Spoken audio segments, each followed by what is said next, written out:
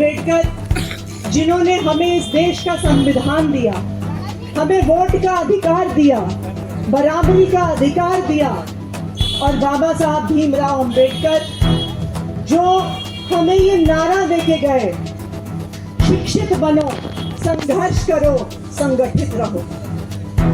लेकिन बाबा साहब का सपना कि हर बच्चे को अच्छी से अच्छी शिक्षा मिल सके, उनके 75 साल के बाद भी अगर एक राज्य में और एक सरकार ने और एक नेता ने पूरा किया तो वो सरकार दिल्ली सरकार है और वो नेता अरविंद केजरीवाल है, जिन्होंने 10 साल से लगातार अपने बजट का 25% हिस्सा शिक्षा पे लगाया, जिन्होंने सरकारी स्कूलों को प्राइवेट स्कूलों से बेहतर बनाया, जिन्होंने गरीब परिवार से आने वाले बच्चों को जेईई और नीट के एग्जाम क्लियर करने का मौका दिया, जिन्होंने दिल्ली सरकारी स्कूलों में पढ़ने वाले गरीब बच्चों को विदेश जाके, पेरिस जाके पढ़ने का मौका दिया, फ्रेंच सीखने का मौका दिया, वो नेता अरविंद केजरीवाल है जिन्होंने आज दिल्ली के बच्चों को शानदार शिक्षा दी है। लेकिन कई बार ये सवाल उठता है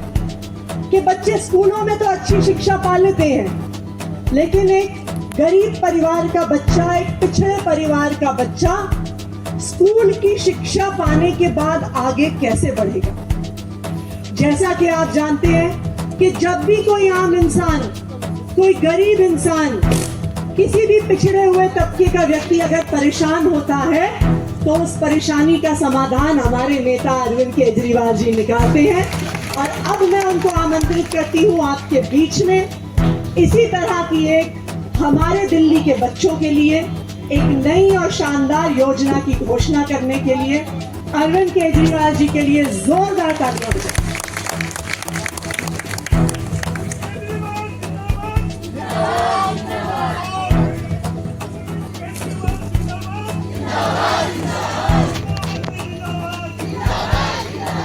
आज यहाँ पे आए हुए मेरे सभी साथियों को मेरा नमस्कार, सबको मेरा प्रणाम।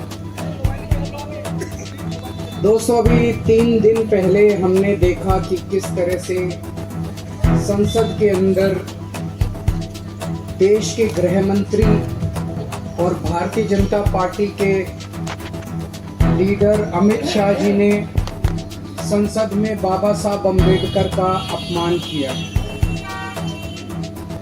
जो शब्द उन्होंने इस्तेमाल किए वो शब्द तो अपमान करने वाले थे ही, लेकिन जिस लहजे से उन्होंने बोला, उन्होंने उनका मजाक उड़ाया। उन्होंने बाबा साहब अम्बेडकर का मजाक उड़ाया। उन्होंने कहा अम्बेडकर अम्बेडकर अम्बेडकर कहना आजकल फैशन हो गया है। उससे मुझे पर्सनली, मैं बाबा साहब अम्बेडकर का अपने आप को भक्त मानता हूँ, मुझे पर्सनली बहुत दुख हुआ और मैं समझता हूँ कि बाबा साहब को चाहने वाले करोड़ों करोड़ों लोगों को दुनिया भर में बेहद पीड़ा पहुंची उससे। बाबा साहब अम्बेडकर जब जिंदा थे तब भी अपने पूरे जीवन में उन्होंने इस तरह से बहुत लोग उनके समय में भी उनका मजाक उड़ाया करते थे, लेकिन किसी ने सोचा नहीं था कि आजाद भारत के अंदर भी ऐसा समय आएगा जब कोई पार्टी और कोई नेता इस तरह से खुलेआम संसद के अंदर, आज संसद किस वजह से है? संसद बाबा साहब अम्बेडकर के संविधान की वजह से है। उस संसद के अंदर बैठ के बाबा साहब अम्बेडकर का खुलेआम मजाक उड़ाया जाएगा, किसी ने सोचा भी नहीं। एक तरफ हम उसकी कड़ी निंदा करते हैं, भारतीय जनता पार्टी की कड़ी निंदा करते हैं, उनके नेताओं की कड़ी निंदा करते हैं जिन्होंने खुलेआम इस तरह से बाबा साहब अम्बेडकर का मजाक उड़ाया। लेकिन उसके जवाब में आज मैं बाबा साहब अम्बेडकर के सम्मान में एक बहुत बड़ी घोषणा करने जा रहा हूं।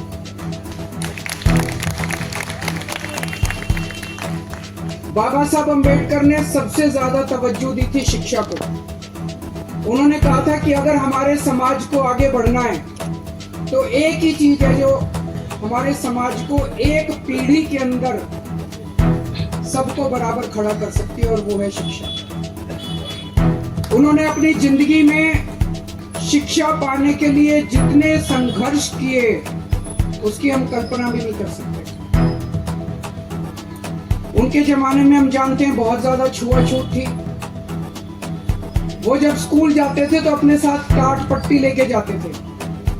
क्लास के बाहर उनको बिठा दिया जाता था, वो टाट पट्टी पे बैठते थे और उनको कहा जाता था अंदर जो टीचर बोल रहा है उसकी आवाज आ रही होगी, उस आवाज को सुन के तुम पढ़ लेना।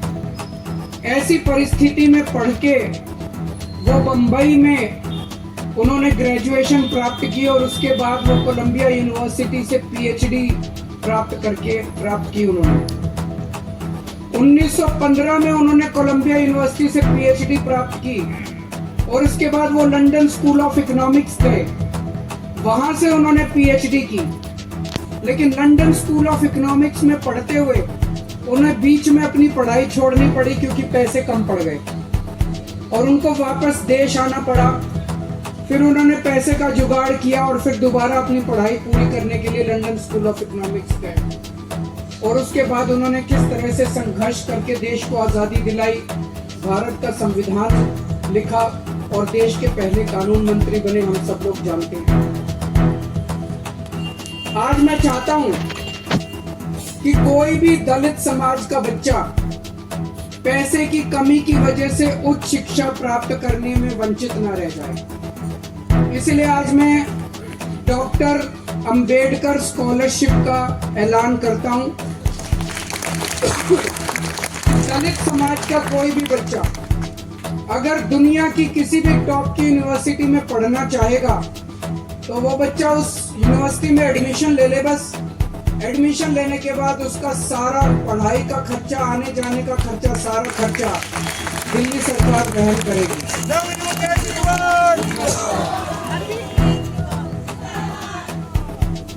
जिस तरह से बाबा साहब अम्बेडकर ने विदेशों में पढ़ाई करके एक नहीं दो डबल पीएचडी करी, दो डॉक्टरेट हासिल की और उन यूनिवर्सिटी से की, कोलंबिया यूनिवर्सिटी और लंदन स्कूल ऑफ इकोनॉमिक्स, जिसमें आज की डेट में भी एडमिशन लेना भी बड़ा मुश्किल है और उनको पैसे की किल्लत हुई। लेकिन आज हम आज़ाद भारत में सांस ले रहे हैं। आज़ाद भारत में किसी बच्चे को फॉरेन यूनिवर्सिटी में पढ़ने की दिक्कत नहीं होनी चाहिए।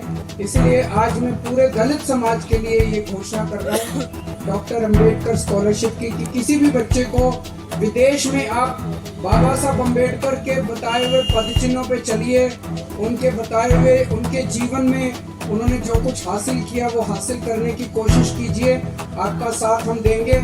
कुछ लोगों का प्रश्न था कि सरकारी कर्मचारी जो दलित समाज के लोग सरकार में हैं, क्या सरकारी अफसरों के ऊपर भी योजना लागू होगी? जी हाँ, लागू होगी, क्योंकि मैं नहीं समझता कि कोई सरकारी कर्मचारी भी जो ईमानदारी से काम करते हैं वो भी अपने बच्चों को विदेशों में बिना स्कॉलरशिप के पढ़ाने की हैसियत रखते हैं, उन पे भी ये योजना लागू होगी। तो उन्होंने जो भारतीय जनता पार्टी ने और अमित शाह जी ने उनका मजाक उड़ाया, उसका जवाब आज हम इस योजना से पूरे दलित समाज के लिए दे रहे हैं। बहुत बहुत शुक्रिया। जय जय जय जय जय भीम, जय जय जय जय